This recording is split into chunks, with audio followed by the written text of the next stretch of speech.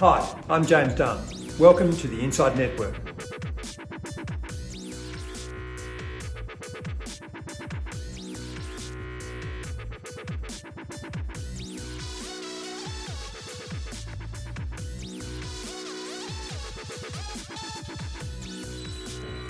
Today I'm going in depth with Harindra de Silva, Portfolio Manager at the Systematic Edge team at Allspring Global Investments. Welcome, Harind. Thank you. Nice to be here. Real pleasure to have you here in the flesh with us. Harind, we were already expecting inflation as the calendar year turned into 2022, but what does European land war and commodity price complex taking off, particularly the energy commodities, what does that do to the inflation picture? It doesn't help. Obviously, energy is an input to a lot of production processes. It's a key input to almost every industry. So that's going to hurt in terms of headline inflation. The thing to keep in mind, though, is that oil prices or energy prices are pretty volatile. So the question is that going to persist going forward? So if it's a one-time increase, that's not going to result in continuous levels of inflation, which is really what, as an investor, you should be worried about. Not the current level, but the future level. The soft commodities too, they play so heavily into the inputs into food, and fertiliser as well is a victim of the Russia-Ukraine conflict, so food is going to cost more. Does that get overlooked when people concentrate more on the energy commodities? Does the effect of the soft commodities on the inflation picture get overlooked a bit? I don't think so. So the headline number actually it's because it looks at the price of a basket. And so it actually takes into account food and commodities and everything else. And that's really one of the challenges with measuring inflation nowadays, is that the basket we consume is very different from the basket our parents consumed. Yes, sometimes you talk to the people who focus on retirement and they say that people actually in retirement have an individual CPI basket. So are baskets really fit for purpose these days? Yeah, I think that's a challenge. I think if you look at some of the research that's being done in the US at the NBR, it's this whole focus on exactly how do you measure inflation, and then the fact, the point you raised just now, which is as you get older, your consumption basket is changing. You're consuming less housing, certainly less food, potentially less wine. So the relevant measure is much different. The Fed appears to be in a bit of a bind, Harind, in that if it moves too slowly and inflation could become entrenched, or if it moves too fast, it risks whacking growth. What would be your advice to the Fed if they rang you and said, Harind, tell us what to do? I would err on the side of not worrying about inflation. If you look at kind of a case study of what's happened in the Japanese market, the tendency to raise rates, to try and tighten monetary policy to prevent inflation actually hurt growth. Growth is really hard to jumpstart once it slows down, because it's really a lot about sentiment, it's a lot about future investment. So my recommendation, or if I was in that position, I would really focus a lot more on keeping the growth going, because the inflation eventually sorts itself out. Harind, ESG is now so entrenched in investment. Would you say the ESG rating is now almost the most important metric for a stock, in that it picks up a lot of the unknown risks? I wouldn't say it's the most important metric. I think it's one of the important metrics.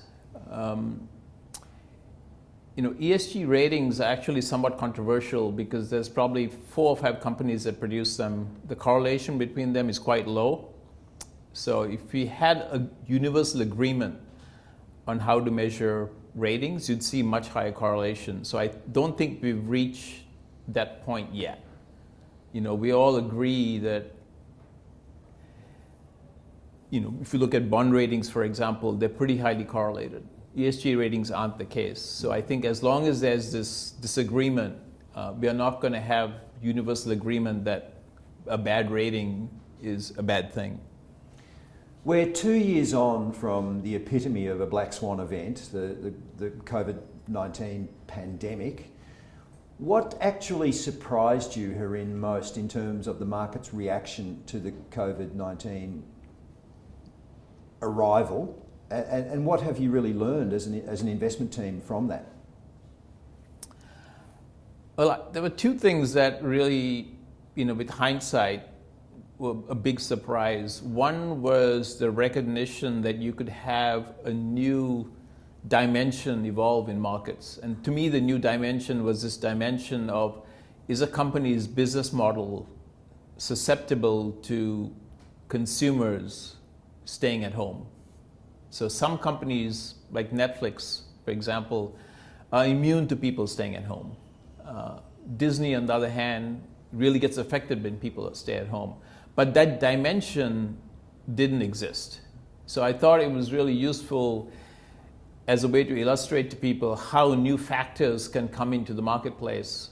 And in this case, this factor is not going to disappear, right? Because as we go forward, we essentially have a new dimension in the economy in that workers are increasingly staying at home. We have a workforce that is desiring that as a characteristic, and that factor is here to stay. So I think it's a great example of how you have this completely new dimension coming to that. It doesn't matter how much you sat down and envisioned it, you would never have imagined that particular factor coming into play. And it's here to stay. And if you look at valuations, you see that reflected in valuations and risks as well. What areas of the markets are really exciting you and your team at the moment? And conversely, which have you the most concerned? Well, I would say nothing is really exciting right now, partly because it's really hard to quantify the level of uncertainty in the market as a result of what's going on with the war in Europe. So I would say it's challenging, and there isn't something that's a screaming opportunity right now. If you look at asset classes,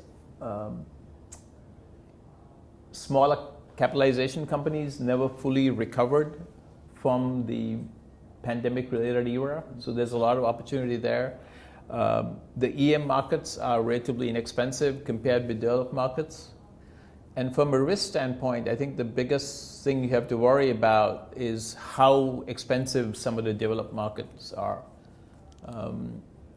And that, I think, is probably the overarching concern for investors, because the majority of markets are at peak valuation at a point where we are at potentially the end of an expansion, and we have a lot of geopolitical risk that is very hard to quantify right now.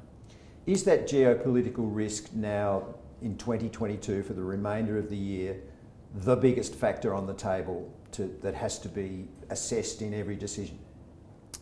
I think it is. I think it's not only for this year, but probably for the next decade, right? If you think about the end of the Cold War and all the spending that used to be spent on defense that went elsewhere, and all the savings that came from that, that peace dividend, as we called it back then, is now being retracted and has to be spent on defense.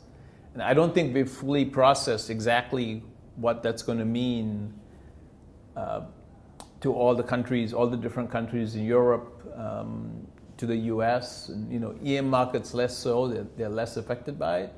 But certainly in terms of the way you build your supply chain, the way you run your businesses, and so on. So it's a really big change that I don't think everyone's really processed yet. What about inflation and how it's returned after decades of really not being a factor? What do you think that's like for the younger people in your team that might never have seen it except in the textbooks?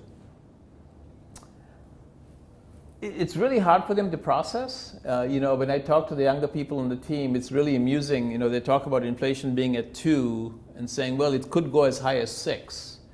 And for somebody like me who still remembers the 70s, I go, well, it could go as high as 20, and they go, really? It can actually go to 20? I go, yeah, this happened in my lifetime, that I could go, not only was inflation 20, but I could keep money in the bank and it was earning 18%. So that era, I think, is to us, it wasn't that far away, but to somebody in their 20s or 30s, it's hard to envision that your purchasing power is shrinking by a double-digit number every year. Thank you, Harindra de Silva, for going in depth with me today. It's been a great pleasure talking to you. Thank you.